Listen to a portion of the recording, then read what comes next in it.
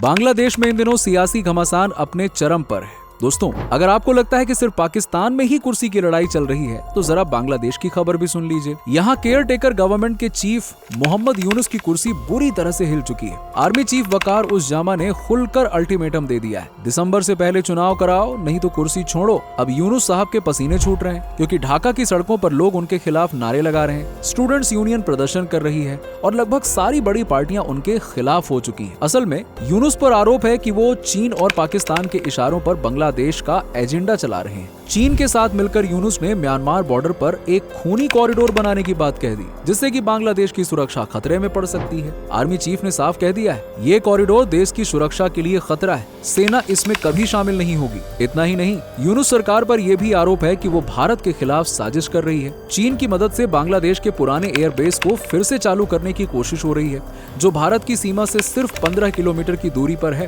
अब भारत ने भी बांग्लादेश की नब्ज पकड़ ली है। भारत ने सड़क के जरिए होने वाले ज्यादातर व्यापार पर रोक लगा दी। अब बांग्लादेश का 42% सामान सिर्फ और सिर्फ कोलकाता और मुंबई पोर्ट के रास्ते से ही भारत आ पाएगा। इससे बांग्लादेश के रेडीमेड कपड़ों, प्रोसेस्ड फूड और प्लास्टिक सामान के बिजनेस पर सीधा असर पड़ेगा। ताजा रिपोर्ट के मुताबिक इससे बांग्लादेश के करीबन 66,000 करोड़ रुपए की इंडस्ट्री पर खतरा मंडरा रहा है। भारत की इस चाल से बांग्लादेश की क्लॉथ इंडस्ट्री बुरी तरह से हिल गई है और यूनुस सरकार घुटनों पर आ गई है।